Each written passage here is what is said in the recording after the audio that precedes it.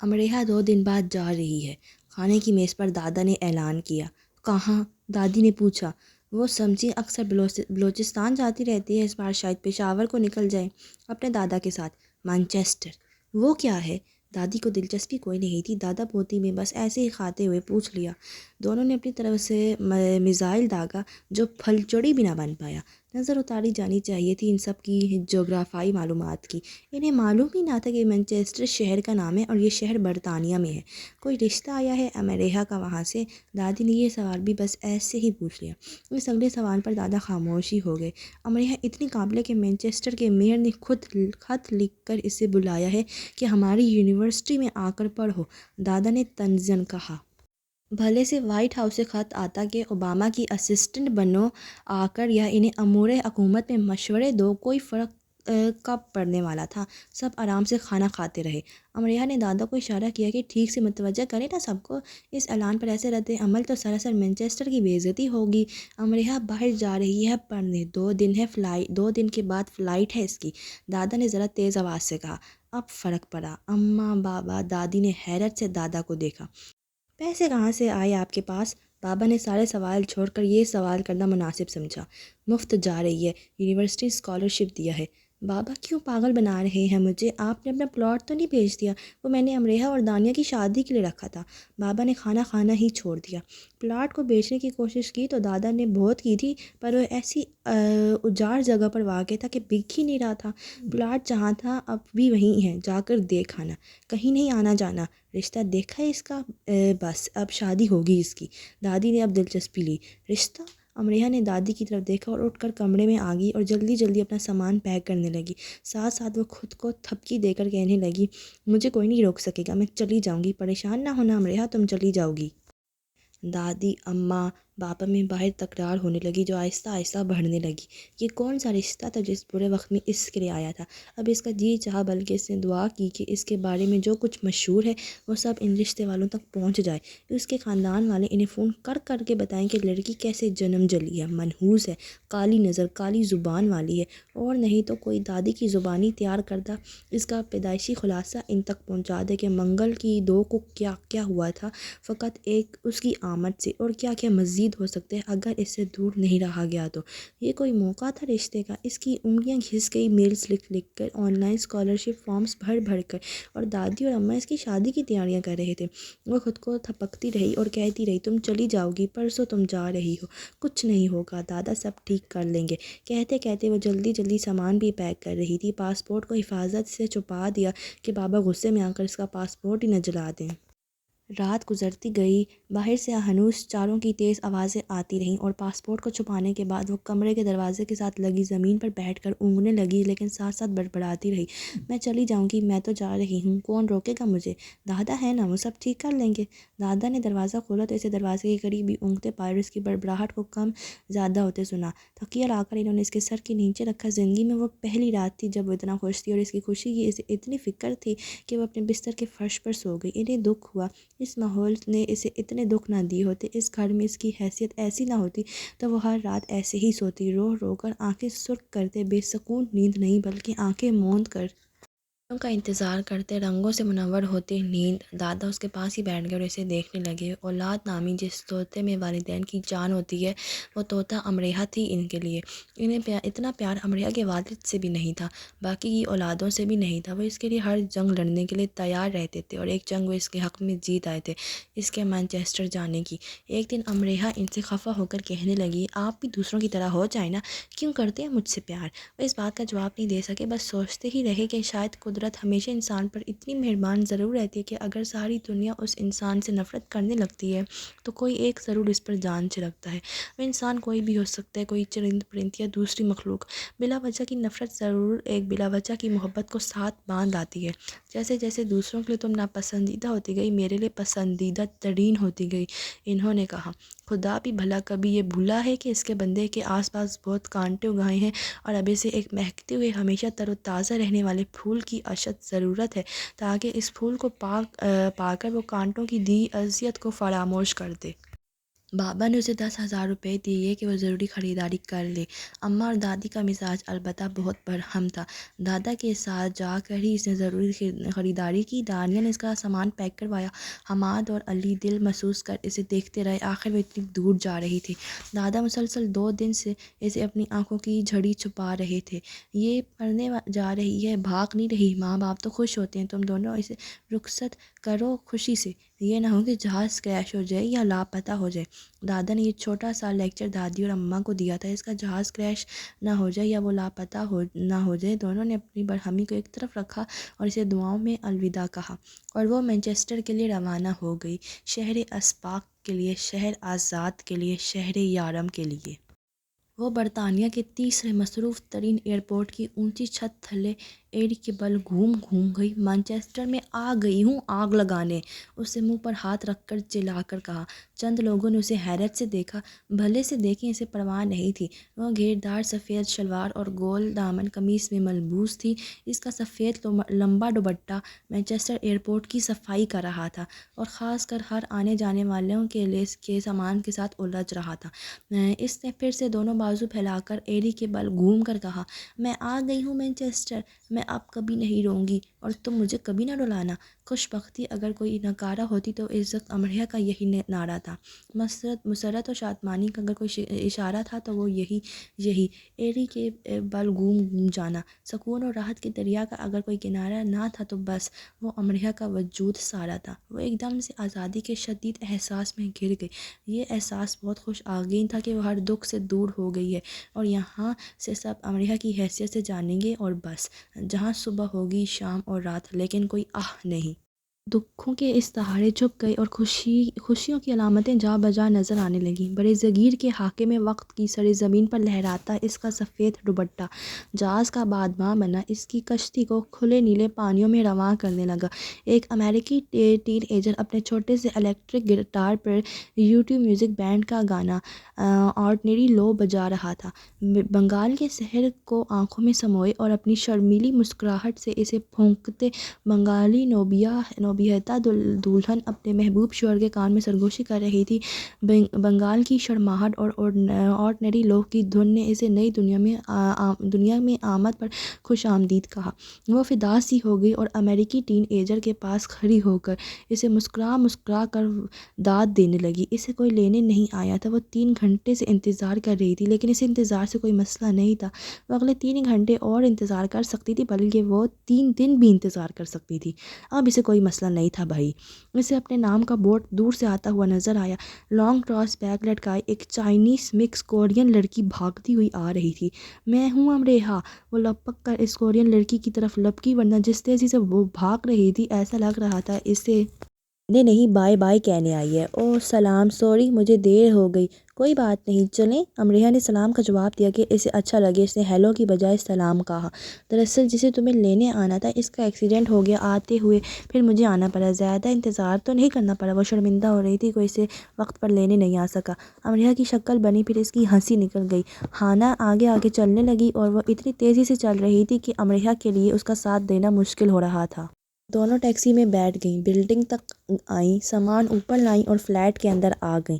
Flat خالی تھا، 2 کمرے سامنے چھوٹا سا لاؤنج اور لاؤنج کے سامنے ہی اوپن کچن۔ امریہ کی آنکھیں اعزازیہ کھل گئیں۔ ایسا صاف ستھرا فلیٹ میرے لیے، واؤ!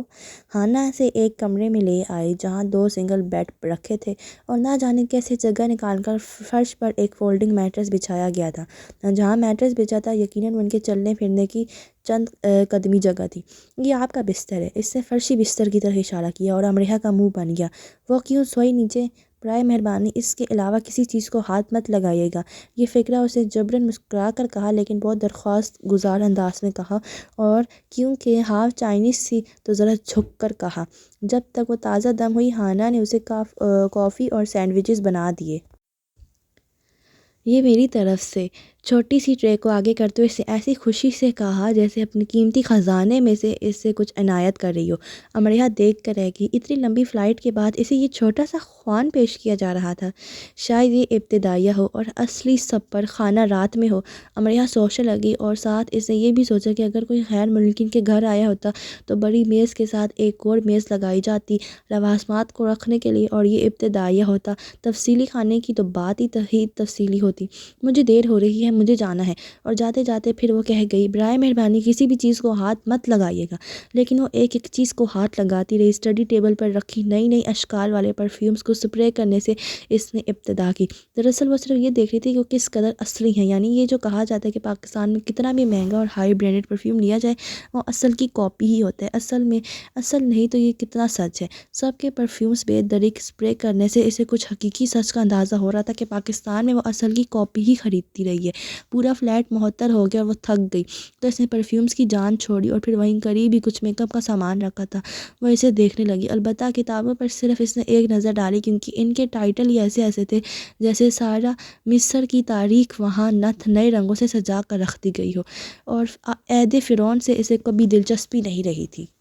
پھر وہ واش روم گئی، ایک ایک آئٹم کو چیک کیا، فیس واش، باڈی واش، لوشنز کو دیکھا، حتیٰ کہ ہاتھ ٹب کے کنارے رکھی چھوٹی چھوٹی بطخوں کو بھی۔ پھر وہ کچن میں آئی، ایک ایک کیبنٹ کو کھول کر دیکھا، فوڈ آئٹمز کو سونگھا بھی۔ دوسرا کمرہ لاک تھا، لاؤنج میں رکھا ٹی وی اس نے آن کی اور پہلے چینل چیک کرتی رہی، پھر ایک میوزک چینل لگا کر کچن میں آ کر نوڈلز بنانے لگی۔ 2 عدد نوڈلز کے پیکٹ بنائے، بڑے پیالے نما باؤل میں ڈالے اور ایڈورڈ مایا کو سنتے سنتے کھا گئی۔ باؤل کو میز پر ہی رہنے دیا اور ٹی وی بند کر کے سنگل بیڈ پر آ کر سو گئی۔ 30% ادا کیا تھا انہیں، کوئی مذاق تھا؟ رات کو 12 کے بعد کا وقت ہو گیا جب اسے اٹھایا جا رہا تھا۔ مس پاکستان پلیز اٹھیں، ایک انجانی آواز سے اس کی سماعتیں روشناس ہوئیں۔ پہلے تو وہ سمجھی کہ خواب ہے، وہ بدستور سوتی رہی۔ جب دوبارہ مس پاکستان کی آواز آئی تو اسے حیرت ہوئی کہ دادا لڑکی کی آواز میں کیوں بول رہے ہیں اور اسے سیدھے سیدھے امریہ کیوں نہیں کہہ رہے۔ لیڈی امریہ پلیز، ورنہ میں آپ کی ناک کے پاس ہی سپرے کر دوں گی، اینڈ ٹرسٹ می، اس کی بدبو دنیا کی گندی ترین بدبو ہے، کئی ہفتوں تک ناک میں گھسی رہتی ہے اور کئی ہفتوں تک کچھ کھانے کو دل بھی نہیں چاہتا۔ امریہ تو خواب میں دادا کے ساتھ بیٹھی نہاری کھا رہی تھی، سپرے کا ڈھکن کھلا اور دنیا کی گندی ترین بدبو اس کی ناک کے قریب آئی۔ وہ صحیح کہہ رہی تھی، وہ کئی ہفتوں جانے والی نہیں تھی۔ دادا، وہ چلا کر اٹھ بیٹھی، اب بھی میں نے سپرے نہیں کیا۔ اس نے کندھے اچکا کر سپرے کی بوتل پر ڈھکن رکھا۔ وہ اپنی سرخ بوجھل آنکھوں سے گہری سبز آنکھوں والی کو پہچاننے کی کوشش کرنے لگی۔ اس کی نظر دھندلا رہی تھی اور اس کی آنکھیں نیند کے بوجھ سے بند ہو رہی تھی، اور اسے گہرا سبز رنگ ہر طرف تیرتا ہوا نظر آ رہا تھا۔ اپنے ہاتھ پیر بھی سبز دکھ رہے تھے۔ سپرے کی بوتل کا ڈھکن پھر سے کھلا اور اس کی ناک کے قریب آیا۔ اس نے خفا سا ہو کر ہاتھ سے پرے کیا، اس بار اس کی آنکھ پوری کھل گئی۔ اف، کیا بلا تھی یہ سپرے، کیا ضرورت تھی اسے ایجاد کرنے کی، کیا اس کے بنا ترقی نہیں ہو سکتی مہذب دنیا میں؟ کتنا غیر مہذب انداز ہے یہ۔ امریہ کی آواز انتہا کی غیر دوستانہ ہو گئی، گہری سبز آنکھیں پھیل گئیں۔ غیر مہذب؟ شاید اس نے ہنسنا چاہا لیکن ارادہ ملتوی کر دیا۔ تم لوگ کتنی بھی بڑی بڑی یونیورسٹیوں میں پڑھ لو، بنیادی اخلاقی اصول کبھی نہیں سیکھ سکو گے۔ امریہ نے اپنی پہلی تقریر کا آغاز مانچسٹر میں آمد کے 24 گھنٹے کے اندر اندر کر دیا۔ دیر قطعی نہیں کی، کیوں کرتی دیر؟ اس بار سبز آنکھیں طنز سے اسے دیکھنے لگیں۔ باہر آ جائیے لیڈی امریہ، کہہ کر وہ خود باہر چلی گئی۔ امریہ کو لیڈی امریہ نام اچھا لگا، پر نہ جانے کیوں اسے شک سا ہوا کہ اسے لیڈی تنزن لیڈی کہا گیا ہے۔ زیادہ سوچنے کی مانچسٹر میں کوئی ضرورت نہیں تھی، تو وہ منہ ہاتھ دھو کر باہر آ گئی۔ اس نے جان بوجھ کر زیادہ وقت لگایا کہ کرتی رہیں کھانے پر اس کا انتظار، لیکن باہر لاؤنج میں کوئی کھانے وانے کی میز سجی تھی، نہ ہی کھانوں کی اشتہا انگیز خوشبوئیں آ رہی تھیں۔ البتہ ایک نہ دو، پورے 5 کا مجمع باہر بیٹھا تھا اور میز پر نوڈلز کا وہ باؤل رکھا تھا جس میں کچھ نوڈلز بچے تھے، اور یہ اتفاق تھا یا ان کا انداز تھا، وہ مجمع اسے دیکھ رہا تھا۔ گھور کہنا بھی کچھ غلط نہیں ہوگا ویسے۔ بیٹھ جائیے، بھورے بالوں والی نے کہا، جس کی ایشیائی طرز کی بالوں کی گوندی چوٹی دائیں شانے کی طرف ایسے لٹک رہی تھی جیسے کنڈلی مارے بھورا سانپ کھڑکی کی چوکھٹ پر پڑا جھول رہا ہو۔ امریہ بیٹھ گئی۔ یہ مس پاکستان ہے امریہ، ہانا نے کہنا شروع کیا۔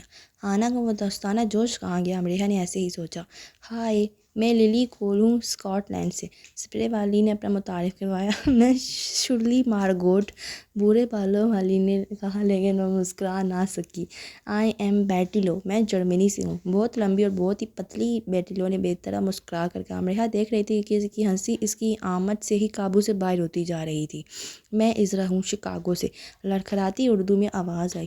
مردانہ ہیئر اسٹائل کی حامل، جسے وہ صوفیہ کرسٹینا ٹائپ سمجھ رہی تھی، وہ عذرا نکلی۔ یعنی اگر شرلی کی لمبی چوٹی عذرا کے آگے لگا دی جاتی تو شاید پھر کہیں جا کر بس تھوڑی سی وہ عذرا لگتی، پر خیر وہ جان گئی کہ اب یہاں جو ہوگا وہ کم ہوگا، اور جو نہیں ہوگا وہ حیران کن نہیں ہوگا۔ میں نے آپ سے کہا تھا نا کہ کسی چیز کو ہاتھ نہیں لگانا، خانہ نے بولنا شروع کیا۔ میں صرف واش روم گئی تھی، وہ صاف مکر گئی۔ خانہ کا منہ کھل گیا۔ یہ جھوٹ بول رہی ہیں شرلی؟ شرلی نے آنکھ سے اشارہ کیا ہانا کو، اور ہانا خاموش ہو گئی۔ یہ شرلی نے میز پر رکھے باؤل کی طرف اشارہ کیا۔ مجھے کیا معلوم اس کے بارے میں، یہ تو پہلے سے یہاں رکھا تھا۔ شرلی کی صرف یہی کہنے پر وہ حقیقتاً ڈر سی گئی، اور اسے افسوس ہوا کہ اس نے سارے نوڈلز کھا کر باؤل کو دھو کر کیوں نہ رکھا۔ ابھی امریحہ نہیں جانتی تھی کہ وہ باؤل دھو کر رکھ دیتی تو بھی انہیں معلوم ہو جاتا کہ ہانا کے نوڈلز کہاں گئے۔ ٹھیک ہے امریحہ، آپ جا کر سو جائیں۔ سوری آپ کو ڈسٹرب کیا، شرلی نے کہا۔ اور خانہ؟ وہ کھڑی ہو کر پوچھنے لگی۔ وہ پانچوں پہلے اسے پھر آپس میں ایک دوسرے کو دیکھنے لگی۔ بیٹی لو نے گو منہ پر ہاتھ رکھ لیا، لیکن امریحہ دیکھ سکتی تھی کہ وہ اپنی ہنسی کو قابو کرنے کی ناکام کوشش کر رہی تھی۔ ابھی آپ کو اور بھوک لگی ہے؟ عذرا نے پوچھا۔ نہیں، بھوک تو نہیں لگی، پھر بھی کھانا تو کھاتے ہیں نا۔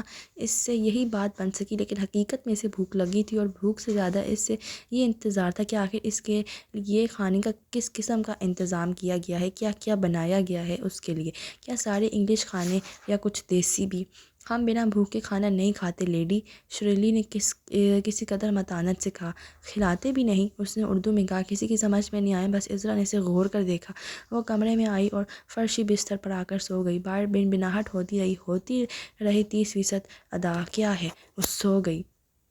اگلے دن وہ اٹھی تو کمرے کی کھڑکی سے باہر کا منظر دیکھ کر اس کی چیخ نکل گئی۔ اف، اتنی صفائی، اتنی خوبصورتی! بلڈنگ کے جس راستے سے وہ اس فلیٹ میں آئی تھی، یہ اس کی پچھلی طرف کا منظر تھا، جہاں سرسبز گھاس کا ایک کھلا قطعہ تھا، اور اس سرسبز گھاس پر جگہ جگہ مختلف کیاریوں میں ڈھیر سارے پھول کھلے تھے۔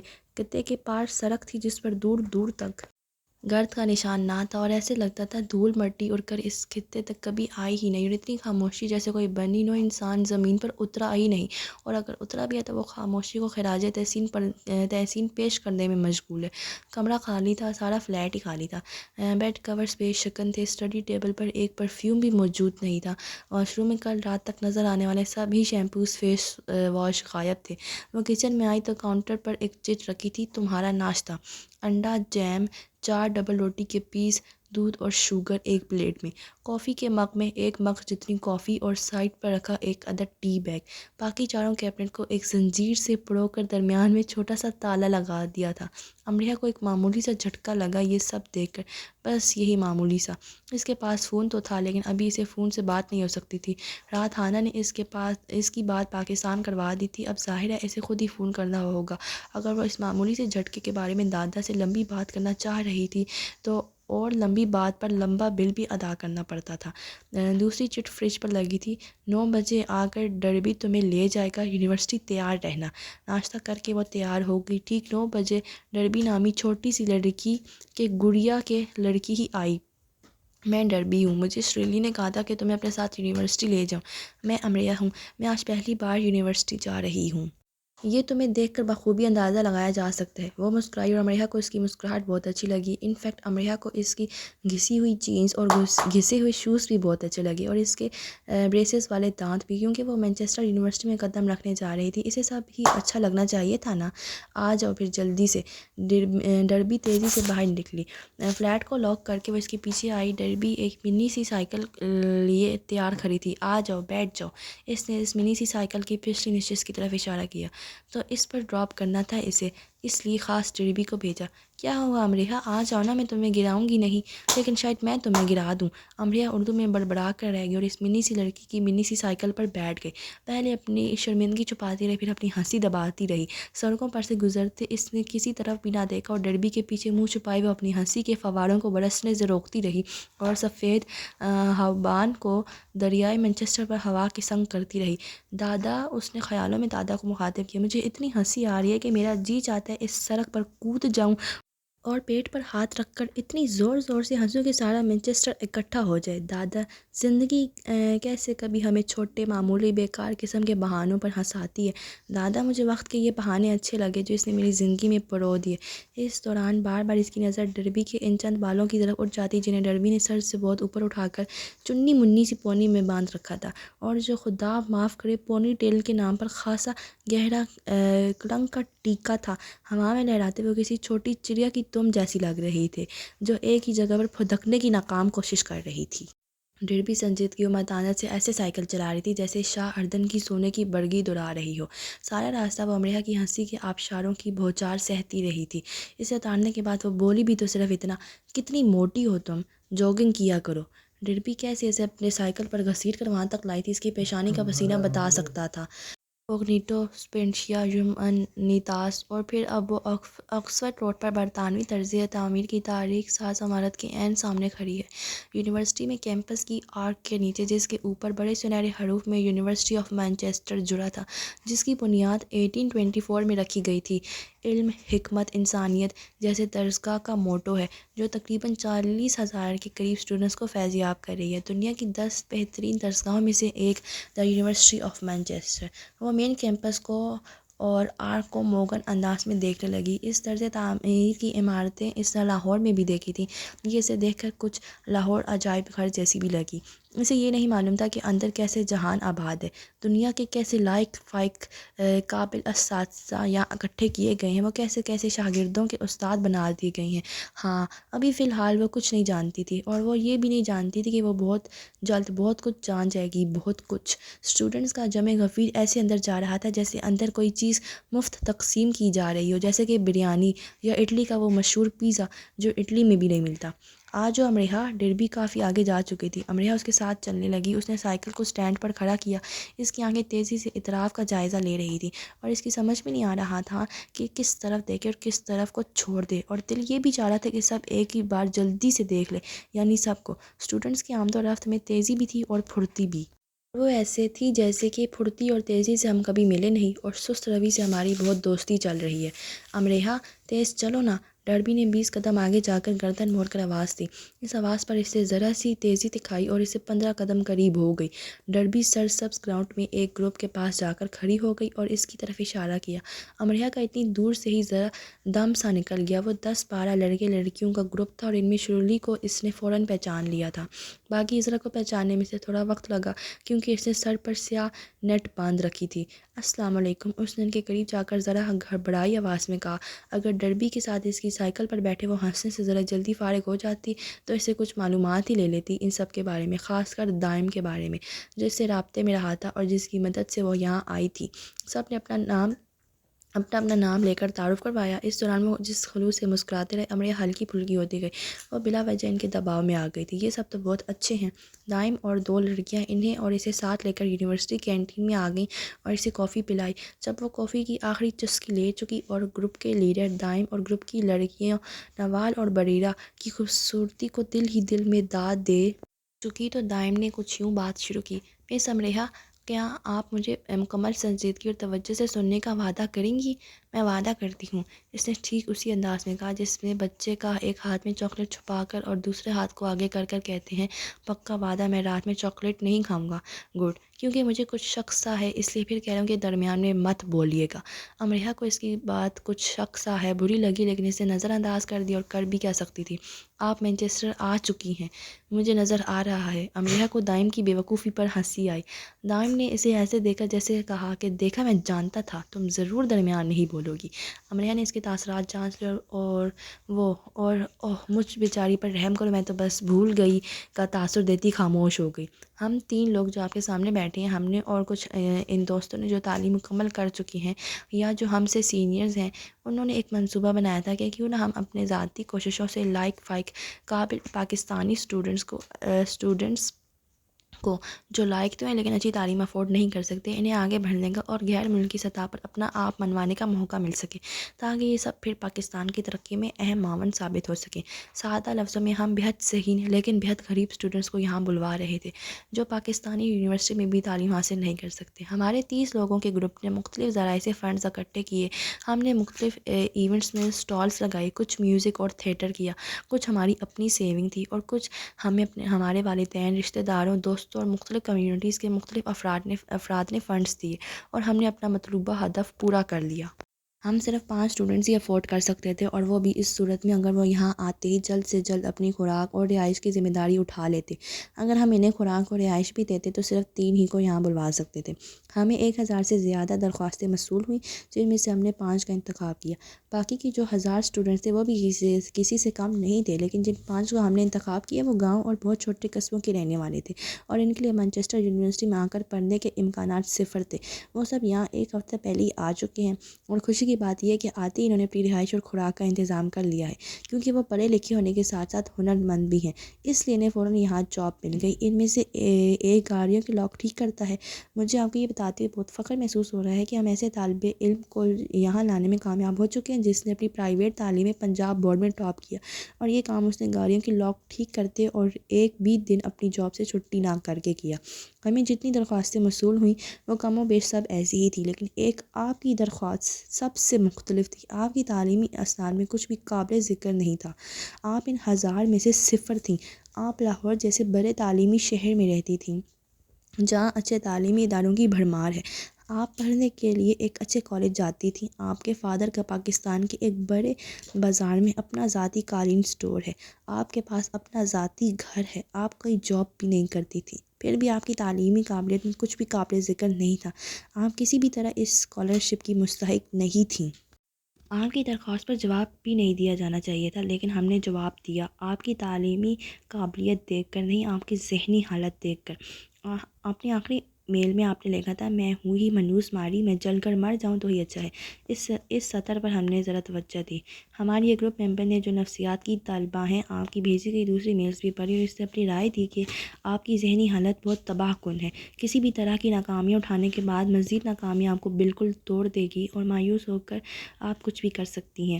اس لیے ہم نے 1 مہینے کا وقت لیا آپ سے۔ ہم اس صورتحال پر حقیقتاً کافی پریشان تھے، ہم اپنے اسکالرشپ دے چکے تھے، آپ کو کیا دیتے، لیکن آپ کو اس کیفیت میں بھی نہیں چھوڑ سکتے تھے، اس لیے اس بار ہم نے اپنی پاکٹ منی نکالی اور کچھ دوسرے اسٹوڈنٹ سے رابطے کیے اور پھر سے 40 اسٹوڈنٹس نے آپ کے لیے فنڈز اکٹھے کیے، اور بہت مشکل سے، اتنی مشکل سے کہ آپ سوچ بھی نہیں سکتی۔ ہم نے مطلوبہ ہدف پورا کرنے کی کوشش کی۔ ان 40 اسٹوڈنٹس میں عیسائی، مسلم، انڈین، بنگالی، جاپانی، امریکن، فرینچ سب شامل ہیں، اس لیے یہاں خاص طور پر میں آپ کو یہ ذہن نشین کروا دوں کہ ان افراد کا اور ان کی قوم کا احترام آپ پر لازم ہے۔ ہم نے آپ سے پوچھا، آپ 50% افورڈ کر سکتی ہیں؟ آپ نے کہا نہیں۔ مجھے یقین ہے کہ اس 50% کے لیے آپ نے اتنی کوشش نہیں کی ہوگی جتنی ہم آپ کے لیے کر رہے تھے، لیکن آپ 30% ادائیگی پر مان گئیں۔ اگر آپ 30% پر بھی نہ مانتی تو آپ کے لیے مجھے اپنی وہ کار بیچنی پڑتی جو میں نے کالج کے زمانے میں اپنی پارٹ ٹائم جاب کی سیونگ سے خریدی تھی۔ یہ بات یاد رکھنے کے لائق ہے کہ جن 40 اسٹوڈنٹس نے آپ کے لیے فنڈز دیے ہیں وہ بہت امیر کبیر نہیں ہیں، سب پڑھنے کے ساتھ جاب کرتے ہیں اور ایک پینی بچاتے ہیں۔ آپ کو معلوم ہونا چاہیے کہ آپ ہوا میں اڑ کر یا جادو کے زور سے یہاں نہیں آ گئی۔ ہر روز ہم نے آپ کے لیے میٹنگ کی ہے، صورتحال پر غور کیا ہے، کوئی ایک بھی ہاں کر کے پیچھے نہیں ہوا۔ کمائے گئے اور بچائے گئے ایک ایک پاؤنڈ کو انہوں نے آپ پر انویسٹ کیا ہے۔ انویسٹمنٹ کرنا سمجھتی ہیں آپ؟ انویسٹمنٹ اس لیے کی جاتی ہے کہ پیسے لگانے والے کو نفع ہو، اور یہ فائدہ وہ اس طرح سے لے رہے ہیں کہ تیسری دنیا کے ایک بادشاہ انداز تعلیم یافتہ ہو جائے، وہ اپنے ملک و قوم کا سہارا بنے۔ انہیں آپ ان کے دیے گئے پورے پیسے واپس کریں گی، 1 پاؤنڈ کم نہ 1 پاؤنڈ زیادہ، اور سارا منافع آپ لے جائیں گی۔ اس سارے منافع یا فائدے کے لیے انہوں نے انویسٹمنٹ کی ہے۔ میری بات کو برائے مہربانی سمجھیں اور یاد تو ضروری رکھیں، جنہوں نے فنڈس دیے ہیں وہ آپ کو نہیں جانتے، کوئی ایک بھی آپ کا نام نہیں جانتا، شکل سے تو بالکل بھی نہیں، تاکہ آپ کی عزت نفس مجروح نہ ہو۔ ہم تین کے سوا کوئی نہیں جانتا کہ وہ فنڈس آپ کے لیے اکٹھے کیے گئے ہیں۔ ہم نے آپ کی عزت نفس کا پورا خیال رکھا ہے۔ ایسا کبھی نہیں ہوگا کہ کوئی آپ کے پاس آ کر آپ کو کچھ بھی جتائے۔ اب میں دوسری طرف آتا ہوں۔ آپ سے کیا کہا گیا کہ اپنی رہائش اور کھانے کا ذمہ آپ کو لینا ہوگا۔ آپ نے کہا آپ یہاں آ کر دیکھ لیں گی۔ بہت اچھا، صرف یہی ایک اچھی بات اور مثبت بات تھی جو آپ نے کی۔ جن 5 لڑکیوں کے ساتھ آپ رہیں ان سے ہم نے خاص درخواست کی کہ وہ آپ کو عارضی طور پر چند دن اپنے پاس رکھ لیں۔ آپ کو ایئرپورٹ ریسیو کرنے کے لیے جانے والے جس شخص کا ایکسیڈنٹ ہوا وہ ہمارے لیے رضا کار بنا تھا، جو آپ کو ایئرپورٹ سے لے کر گئی۔ وہ اپنے دوست کے لیے آپ کی مدد کر رہی تھی جس کا ایکسیڈنٹ ہو گیا تھا۔ جس بستر پر کل آپ سوئیں وہ میٹرس ان دونوں نے، اس نے نوال اور بریرہ کی طرف اشارہ کیا، اپنی باقی ماندہ بچی سیونگ سے خرید کر وہاں رکھا۔ آپ کو ہانا نے منع کیا تھا کہ کسی چیز کو ہاتھ نہیں لگانا، لیکن آپ نے لگایا، پرفیومز کو اور ایسے ہی دوسری چیزوں کو، بلکہ مجھے کہنا چاہیے کہ سوائے کتابوں کے ہر چیز کو۔ آپ نے 2 نوڈلز کے پیکٹ نکال کر کھائے۔ مس امریہ وہ سب بہت اچھی میزبان ہیں، انفیکٹ ہم سب جانتے ہیں کہ میزبانی کسے کہتے ہیں، لیکن ہم سب اور وہ سب اپنے گھروں میں نہیں ہیں۔ ہم اپنے گھروں، شہروں، ملکوں سے دور یا اکیلے رہ رہے ہیں، اپنی مدد آپ کے تحت۔ کاش رات ہی ہانا تھوڑا سا آپ کو اپنے بارے میں بتا دیتی۔ وہ صرف 2 وقت کھاتی ہے، صرف وہ نوڈلز کا پیکٹ کھاتی ہے، اور رات کو جہاں وہ جاب کرتی ہے وہاں اسے ایک برگر ملتا ہے اور ایک کپ کافی۔ وہ ایک پاؤنڈ بچاتی ہے کیونکہ اپنے تعلیمی اخراجات وہ خود ہی اٹھا رہی ہے۔ کوریا میں رہنے والے اس کے گھر والے اسے اخراجات کے نام پر ایک پاکستانی روپیہ بھی نہیں بھیج سکتے۔ اس نے تنہا مانچسٹر میں اپنے پڑھنے کا خواب پورا کیا۔ شاید یہ باتیں آپ کو معمولی لگیں، آپ جو لاہور کے تعلیمی اداروں میں پڑھتی ہیں اور جن کی فیس والدین ادا کرتے ہیں، آپ جنہوں نے کبھی کوئی جاب نہیں کی، نہ آپ کو جاب کی ضرورت پیش آئی، آپ کو یہ سب معمولی لگے گا کیونکہ آپ نے کبھی زندگی میں سخت جدوجہد نہیں کی۔ وہ بھی مسکرا کر حوصلے سے۔ یہاں بہت سے ایسے اسٹوڈنٹس ہیں جو زیادہ کھانا نہیں کھاتے کیونکہ انہیں زیادہ کتابیں خریدنی ہوتی ہیں، وہ ایک جینس 2 ٹی شرٹس میں یہاں سے اپنی ڈگری لے جاتے ہیں اور مسکراتے ہوئے آتے ہیں، مسکراتے ہوئے جاتے ہیں۔ شرلی جن کے فلیٹ پر آپ رہ رہی ہیں، ان کے ساتھ رہنے کے لیے آپ کے پاس زیادہ سے زیادہ آج کی رات ہے۔ فائنل ڈیڈ لائن ٹھیک 1 مہینے کی۔ آپ کے 1 مہینے کے کھانے کا سامان وہاں موجود ہے۔ آپ آج ہی اپنی رہائش اور جاب کا انتظام کر لیں۔ وہ رکا۔ ویلکم ٹو مانچسٹر مس امریہ۔ اس نے سانس بھی نہیں لی اور پھر سے شروع ہو گیا۔ یہ تو ہو گئی آپ کے یہاں رہنے کے بارے میں کچھ تفصیلات۔ اب میں آپ کو کچھ تجاویز دیتا ہوں، یعنی اچھی بات ہے۔ وہ مسکرایا۔ برا مت مانیے گا لیکن یہاں یہ کہا جاتا ہے کہ پاکستان، انڈیا، سری لنکا اور ایسے ہی دوسرے ترقی پذیر ممالک سے آنے والے بہت شکایتی ہوتے ہیں، سست، کاہل، بہانے باز۔ انہیں لگتا ہے، بلکہ انہیں یقین ہوتا ہے کہ سب مشکلیں، مصیبتیں، دکھ انہی کو مل گئے ہیں۔ رونے کے بہانے ڈھونڈتے ہیں۔ آپ کی شکل بھی کچھ ایسے ہی لگتی ہے، بلکہ اس وقت بھی لگ رہی ہے۔ روئیں لیکن دکھ پر، تکلیف پر، لیکن مشکل پر نہیں۔ یہاں آپ کو کوئی چپ نہیں کروائے گا، اس لیے نہیں کہ یہاں سب خود غرض ہیں، یہاں جیسے کہ یہاں کے لوگوں کے بارے میں سوچا اور کہا جاتا ہے، بلکہ اس لیے کہ وہ سمجھتے ہیں کہ رونا بے وقوفی ہے۔ میں بھی یہی سمجھتا ہوں، نوال اور بریرہ بھی یہی سمجھتی ہیں۔ اگر چھوٹی بڑی مشکلات پر رونے والے کو بار بار چپ کروایا جائے گا تو وہ بزدل بن جائے گا، بہادر نہیں۔ مس امریہ اپنی سستی، کاہلی اور بہانے بازی کو یہاں وہاں کوئی کوڑا دان دے کر اس میں ڈال دیں یا آگ لگا دیں۔ اصل جل مرنا تو انہیں چاہیے۔ آپ لڑکی ہیں لیکن کمزور نہیں ہیں۔ ہمارے مذہب نے کہاں لڑکی کو کمزور کہا ہے؟ قرآن پاک میں جتنی بار ایک مرد کا ذکر آیا ہے اتنی ہی بار عورت کا آیا ہے، یعنی آپ مرد کے برابر ہیں، لیکن برابر ہونے اور برابر کا ثابت کرنے میں بہت فرق ہوتا ہے۔ میں یہ صرف اس لیے کہہ رہا ہوں کہ خود کو کمزور نہ سمجھیں بلکہ اپنی طاقت کو پہچانیں۔ مس امریہ، آپ مانچسٹر یونیورسٹی آ چکی ہیں، آپ دوڑ میں شامل ہو چکی ہیں، یا گولڈ میڈل لیں یا دوڑ سے الگ ہو جائیں اور جا کر تماشائیوں میں بیٹھ جائیں، اور یاد رکھیں تماشائیوں کی بھیڑ میں آپ کو فوراً جگہ مل جائے گی۔ لیکن اگر دوڑ میں صرف انجوائمنٹ کے لیے آئی ہیں تو آخری نمبروں میں آنے سے بہتر ہے کہ آپ دوڑ سے نکل کر کسی اور کو آنے دیں۔ میرے یقین کریں، دنیا میں جوہریوں کی کمی تو یقیناً ہوگی لیکن ہیروں کی بہرحال نہیں۔ اس بار وہ رک کر کافی دیر تک رکا ہی رہا۔ یونیورسٹی میں ویلکم ویک چل رہا ہے، پھر آپ کی کلاسز شروع ہو جائیں گی۔ اس 1 ہفتے کے درمیان آپ زمین کھودیں یا گول گول گھومیں، آپ کی رہائش کا بندوبست ہو جانا چاہیے، آپ کی جاب کا، آپ کے فوڈ کا۔ اگر بھوکی نہیں رہ سکتی تو یہ سب آپ کے مسئلے ہیں اور یہ سب آپ حل بھی کر سکتی ہیں۔ کیا نہیں کر سکتی؟ اس کی گردن فوری نفی میں پھر ہاں میں ہلی۔ آپ سب سمجھ گئی نا؟ جی۔ اس نے سر اوپر سے سر ہلایا، اندر آنسوں کا ریلا دبایا۔ گڈ، اب آپ جائیں اور زمین کھودیں۔ اوہ، میرا مطلب جاب ڈھونڈیں۔ اپنی ڈگری کے دوران آپ کو ہر صورت 30% واپس کرنا ہوگا۔ اپنے اخراجات کو آپ کو ایسے سنبھالنا ہوگا کہ آپ یہ 30% جلد سے جلد واپس کر سکیں۔ سمجھ گئیں آپ؟ جی۔ اس نے سر ہلا کر بمشکل کہا۔ نوال اور بریرہ اردو سمجھ لیتی ہیں تھوڑی بہت، لیکن بول نہیں سکتی۔ آپ کو زیادہ اچھی طرح سے سمجھ میں آ جائے اس لیے میں نے آپ سے خطاب کیا۔ آپ کو برا نہیں لگنا چاہیے۔ مجھے برا نہیں لگا۔ ویل، آپ کی شکل تو کچھ اور ہی کہہ رہی ہے۔ میری شکل ایسی ہی ہے۔ ایسی کیسی؟ جھوٹ بولنے والی۔ اچھا، اب آپ کیا کریں گی؟ مجھے جاب ڈھونڈنی ہے، جلد سے جلد۔ اس کی آواز رند گئی۔ بالکل ٹھیک کہا۔ ویسے آپ کی شکل بہت تیزی سے اور بہت سخت قسم کا جھوٹ بول رہی ہے مس امریہا۔ اگر آپ کو رونا آئے تو کسی ایسی جگہ چلی جائیے گا جہاں آپ کو کوئی دیکھ نہ سکے، ٹھیک ہے؟ جی ٹھیک ہے۔ پہلے جا کر اپنا اسٹوڈنٹ کارڈ بنوائیے، اپنی کلاسز معلوم کر لیں۔ وہ سہم سے گئی تھی کہ اسے ابھی یہ سب بھی کرنا ہے۔ کارڈ یہ کہاں سے بنے گا؟ آپ یونیورسٹی میں کھڑی ہیں اور سب اسی یونیورسٹی میں ہوتا ہے۔ جو آپ اتنے اسٹوڈنٹس دیکھ رہی ہیں، یہ سب بنا ڈرے اپنے سبھی کام کر رہے ہیں۔ آپ بھی یونیورسٹی میں گھومیں پھریں کہ آپ کے کام کیسے ہو سکتے ہیں یا آپ کو کیسے کرنے ہیں۔ ووٹ کھڑی ہوئی۔ پلیز دل ہی دل میں مجھے برا بھلا مت کہیے۔ امریہا کا رنگ فک ہو گیا۔ وہ یہی کر رہی تھی، لیکن اسے کیسے پتہ چلا؟ اور پلیز جب آپ کی جاب کا انتظام ہو جائے تو ہانہ کے نوڈلز واپس کر دیجیے گا۔ کر دوں گی۔ اور ایک اور بات، دوبارہ کبھی اپنی ڈگری سے چھیڑ چھاڑ مت کیجیے گا، خاص کر پلس کو ایڈ کرنے کی غلطی۔ یہ آخری لیکن سب سے خطرناک بم تھا جو کینٹین کے شور و غل میں بہت اہتمام سے پھٹا۔ وہ ان کی طرف ایسے دیکھنے لگی جیسے ابھی ابھی افریقہ کے کسی قدیم قبیلے سے اسے یہی لوگ اٹھا کر لائے ہیں اور بتا رہے ہیں کہ دیکھو، ڈرو نہیں، وہ کوئی جنگلی درندہ نہیں، پیٹرول سے چلنے والی بڑی سی بس ہے جس پر سفر کیا جاتا ہے اور جسے ایک ڈرائیور چلاتا ہے۔ وہ قطعی کوئی درندہ یا بلا نہیں ہے۔ ان تینوں کی شکلیں جیسے کہکوں کی پھلجھڑیوں کو اندر ہی اندر بجھا رہے ہوں۔